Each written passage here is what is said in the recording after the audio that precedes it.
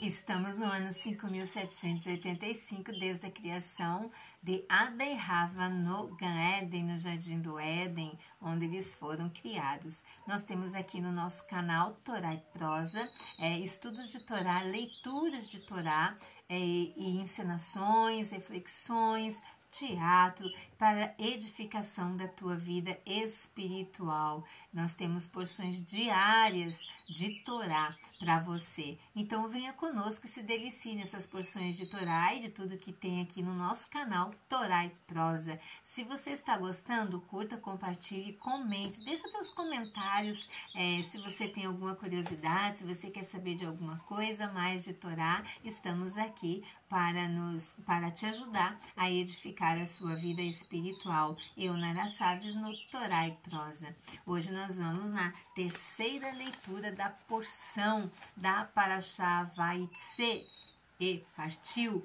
E nessa terceira porção de leitura de Torá, nós vamos ver Jacó ama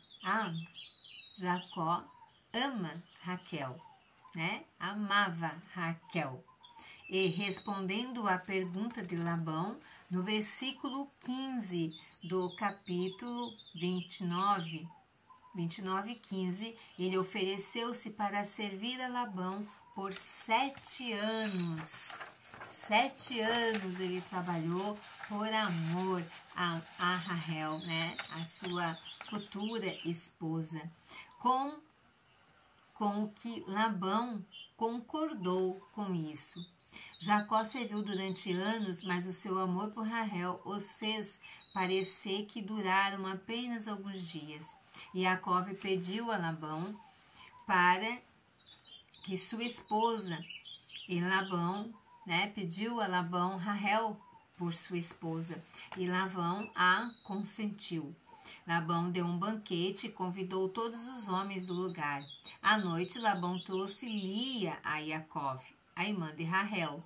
Jacó dormiu com ela. Labão deu Lia, Zilpa, para ser a sua serva. Pela manhã, Jacó descobriu que era Lia e reclamou com Labão que ele era servido para Raquel.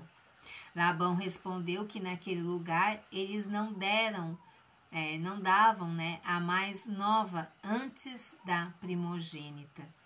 Mas se Jacó cumprisse a semana de Lia, ele daria a Jacó as 2 filhas em troca de mais 7 anos de serviço. Jacó assim o fez, e Labão deu-lhe Raquel por sua mulher e Bila para ser a sua serva. E Jacó amava Raquel mais do que Lia. Então o Eterno permitiu que Lia concebesse, mas Raquel era estéril. Lia deu à luz um filho e o chamou de Ruben, dizendo que o Eterno tinha visto a sua aflição. Ela deu à luz um segundo filho, a quem chamou Simeão, dizendo que o Eterno tinha ouvido que ela era odiada. Ela deu à luz um terceiro filho e o chamou de Levi, dizendo que desta vez o seu marido se uniria a ela. Ela deu à luz um quarto filho e o chamou de Judá, dizendo que desta vez iria louvar ao Eterno. Raquel invejou a sua irmã e exigiu que Jacó desse seus filhos. Mas Jacó ficou com raiva e perguntou se ele estava no lugar do Eterno, que havia negado filhos a ela. Raquel disse a Jacó para dormir com sua empregada Bila, para que Bila pudesse ter filhos sobre os seus joelhos de Raquel, que pudesse ser creditados a Raquel, e ele o fez. Bila deu à luz um filho a Jacó, e Raquel o chamou de Dan, dizendo que o Eterno havia julgado e também ouvido a sua voz. Bila deu a Jacó um segundo filho a Raquel, chamado de Naphtali, dizendo que ela havia lutado com sua irmã e prevalecido. Quando Lia viu que ela havia parado de gerar, deu a Jacó sua serva Zilpa por esposa. Zilpa deu à luz um filho a Jacó e Lia o chamou de Gad, dizendo que a fortuna havia chegado. E Zilpa deu a Jacó um segundo filho e Lia o chamou de Aser, dizendo que ela era feliz, pois as filhas a chamariam de feliz. Então, nós vemos essa grande disputa, né? E esse grande amor de Jacó por Rahel. E aqui dentro dessa porção nós encontramos mais detalhadamente a história de Rahel e Leá, 2 destinos e 2 mundos. Então nós vamos de leitura, 2 destinos e 2 mundos. Rahel e Leá, 2 irmãs, as 2 esposas de Jacó e 2 das matriarcas do nosso povo, Rahel e Leá.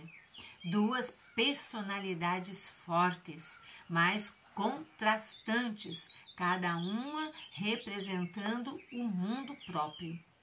Rahel foi o primeiro amor e principal esposa de Jacó, mas Leá foi a primeira esposa com quem ele realmente se casou, a primeira a ter o filho dele e aquela que foi a mãe da maioria dos seus filhos. No momento de necessidade de Leá, Rahel praticou um dos maiores atos de alto sacrifício ao abrir mão daquele que estava destinado a ser o seu marido para poupar Leá da humilhação.